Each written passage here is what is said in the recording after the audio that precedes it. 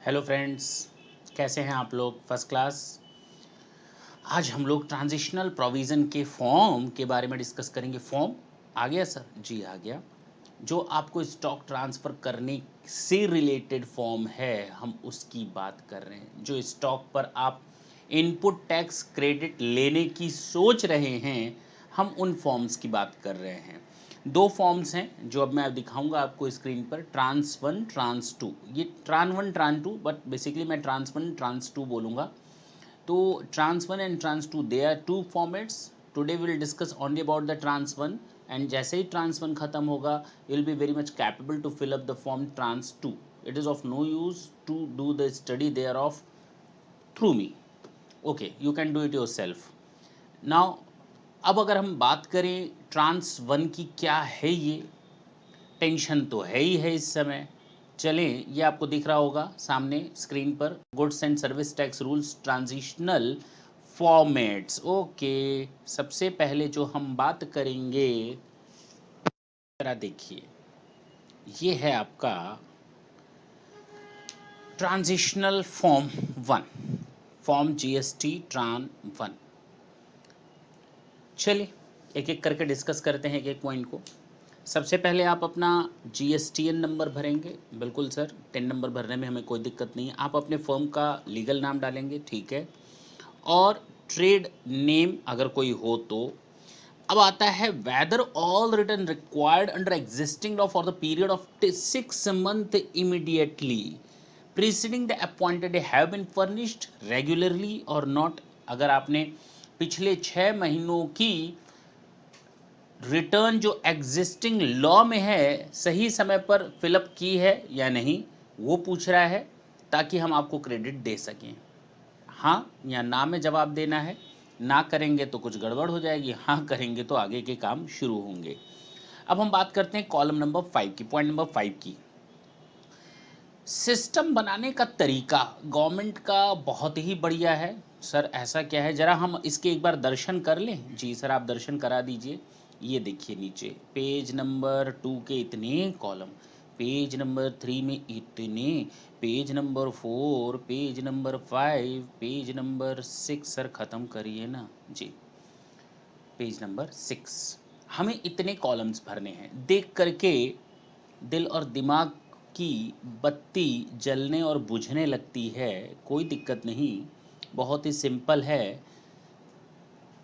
हम आपको 4 lectures already दे चुके हैं ट्रांजिशनल प्रोविजंस में, उनको समझाने में मेहनत बहुत की है। अब उस मेहनत का रिजल्ट यहाँ दिखेगा। अगर आपने वो सारे प्रोविजंस ढंग से दिमाग में रखे हैं, then I don't think so that any provision, any column of this form will create a problem to you. नहीं, कैसे सर? और सिस्टम बात देखिए, हम लोगों ने सेक्शन 140 देखा, 141 देखा, 142 देखा। हाँ सर, कई कई सब सेक्शंस थे, प्रोविजंस थे। जरा देखें सेक्शन दिखा। हाँ, इसके बाद नेक्स्ट पॉइंट में नया सब सेक्शन दिखा। जी सर। उसके बाद नए पॉइंट में नया सेक्शन दिखा। जी सर। 140 सब सेक्शन 3 के बाद 144 बी आ गया। ए कहाँ गया? पहले चलते हैं वापस, देखिए ए यहाँ पर है। तो 144 ए, 144 बी और 146 कितना क्लियर है। 140 का आ जाएगा अगला पॉइंट 6 7 8 8। उसके बाद आपका 10 11 सब आएगा। 141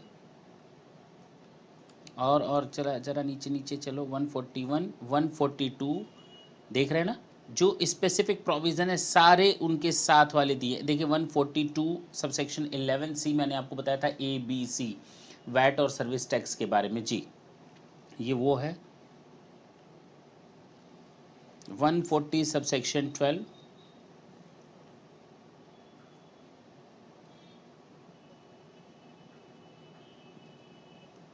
चैप्टर ओवर। आगे आते हैं वापस।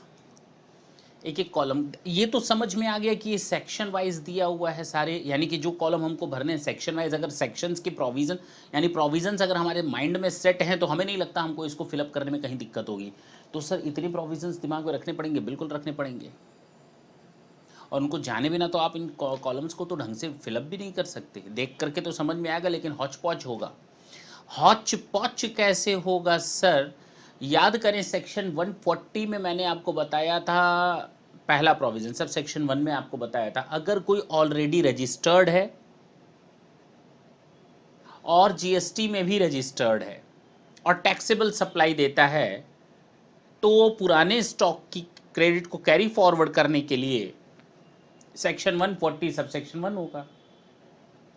और section 140 sub section 4 clause A मैंने बताया था, जो इसके साथ यहां जुड़ा हुआ है, कि अगर कोई बंदा टैक्सेबल और एग्जेम्प्ट दोनों काम करता है तो टैक्सेबल के लिए आप चले जाएंगे सेक्शन 144 ए में, उसके हिसाब से सेनवेट क्रेडिट ले लेंगे, और एग्जेम्पशन के लिए सेक्शन 144 बी आपने सेक्शन 143 के साथ समझने की कोशिश की। इधर देखें साथ में, हाँ एग्जेम्पशन के साथ ये वाला एग्जेम्पशन वाला प्रोविजन, देखिए ना कितना सिस्टमैटिक ऐड किया गया है चीज़ों को अपने आप। तो first of all, by reading the provision, set up your mind that under which provision you fall. Once it is fixed, it will become easier to fill up the form. Is it clear? आप किस provision में fall होते हैं उसमें आए। अब मेरे पास कुछ कॉल्स आती हैं या जो मैं डील करता हूं तो उसमें मुझे पता चलता है कि सर मुझे तो वो 40% 60% वाला नहीं समझ में आया। तो पहले तो ये पता करें कि आप कहाँ फिट हो रहे हैं। अगर आप फिट हो रहे हैं 140 सबसेक्शन 1 में, then do not try to go with section 140 subsection 3। अगर आप फिट हो रहे हैं सेक्शन 144 ए में या सेक्शन 144 ए 144 बी में, तो आप वहां जाएं, सेक्शन 140 सबसेक्शन 4 देख लें। अगर आप वहां फिट होते हैं टैक्सेबल और एग्जेम्प्ट दोनों के साथ, तो आप वहां जाएं। Then do not try to go with section 140 subsection 1, section 140 subsection 3। Section 140 subsection 2 is all about your capital goods की सेनवेट क्रेडिट ट्रांसफर करने वाला अनअवेल्ड। Is it clear? जी सर, अब समझ में आया। बिल्कुल कंफ्यूजन नहीं रखना है आपको, पहले ये सेट करना है आप जा कहाँ रहे हो। आपका एजेंट के पास माल पड़ा हुआ है तो आप उस हिसाब से सेक्शन में जाइए। अगर आपका ब्रांच के पास सामान पड़ा हुआ है आप उस सेक्शन को उठाइए। अगर आपने गुड्स सेल्ड ऑन अप्रूवल उठाया हुआ है तो आप उस सेक्शन में जाइए। इधर उधर घूमने की जरूरत नहीं है, आपके लिए जो सेक्शन सेट हैं उसके हिसाब से प्रोविजंस और कॉलम बने हुए हैं। चले आते हैं सबसे पहले कॉलम नंबर पॉइंट नंबर 5 पर। Amount of tax credit carry forward in the return filed under existing law. अगर आपने एग्जिस्टिंग लॉ में कोई रिटर्न फाइल की है तो आपके लिए ये बनता है, इसका मतलब आप टैक्सेबल थे, अब फिर टैक्सेबल में आ रहे हैं। आते हैं सबसे पहले हम बात करेंगे सेनवेट की। किसकी बात करेंगे? ये एक सेंट्रल लेवल का टैक्स और एक ये स्टेट लेवल का टैक्स। दो की क्रेडिट आप फॉरवर्ड करना चाहते हैं, दोनों के लिए अलग अलग कॉलम बने हुए हैं। बीच में बी कॉलम क्यों डाला गया उसके बारे में थोड़ी देर में बात करते हैं। सबसे पहले सेंट्रल लेवल सेनवेट क्रेडिट की बात करते हैं। सेनवेट क्रेडिट में क्या है, आपको serial number 1 2 3 4, registration number under existing law, जो आपका central excise and service tax का है वो रजिस्ट्रेशन जिसकी आप क्रेडिट लेना चाहते हैं वो फिलअप करना है, वो नंबर फिलअप करना है, किस टैक्स पीरियड से बिलोंग करता है और कब आपने रिटर्न फाइल की थी लास्ट, कितना आपने बैलेंस कैरी फॉरवर्ड उसमें दिखाया है as per the last return, and आपको जितना यहाँ पर है नॉर्मली ये दोनों इक्वल होगा, नॉर्मली ये दोनों इक्वल होगा। Is it clear? जी। इसमें कहीं कोई दिक्कत आई? नहीं सर। कहीं कोई प्रॉब्लम? नहीं सर। आगे बढ़ सकते हैं? जी सर। अब आते हैं स्टेट लेवल की बात करते हैं। सबसे पहले सी फॉर्म, एफ फॉर्म और एच फॉर्म के बारे में हम आपको हल्का फुल्का बता दें। सी फॉर्म इंटर स्टेट सप्लाईज के बारे में बताता है, एफ फॉर्म भी इंटर स्टेट स्टॉक ट्रांसफर के बारे में बताता है। ओ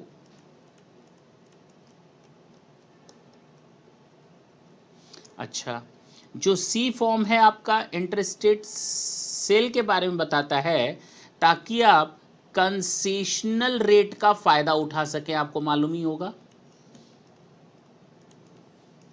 2% वाला। अदरवाइज अगर आप फॉर्म सी के अगेंस्ट नहीं देते हैं तो आपको 5% के हिसाब से CST नॉर्मली देनी पड़ती है, वो आपको मालूम होगा। फिलहाल हम वहाँ नहीं जाना चाह रहे। दूसरा एफ फॉर्म आप लेते हैं इंटरेस्टेड, जो एग्जिस्टिंग लॉ है स्टॉक ट्रांसफर के केस में लेते हैं ताकि आपको टैक्स ना पे करना पड़े। और फॉर्म एच लेते हैं अगर आप एक्सपोर्ट का काम करते हैं और आप बाय करते हैं। दो लोग हैं, थोड़ा डिटेल में समझते हैं। एक बायर है जो एक्सपोर्टर है, और ये सेलर है जो इंटर स्टेट ट्रेड कर रहा है, यानी दूसरे स्टेट से सामान सप्लाई कर रहा है एक्सपोर्टर को, और एक्सपोर्टर क्या करेगा, आउटसाइड इंडिया सेल कर देगा। इसको हम लोग नाम देते हैं पेनल्टीमेट सेल्स। क्या नाम देते हैं? इस सेलर की सेल्स को हम लोग नाम देते हैं पेनल्टीमेट सेल्स। एक्सपोर्ट के जस्ट पहले वाली सेल जो एक्सपोर्टर को की जाती है। एज सच गुड्स को उसी फॉर्मेट में एक्सपोर्ट कर दिया जाता है विदाउट चेंजिंग एनी कैरेक्टर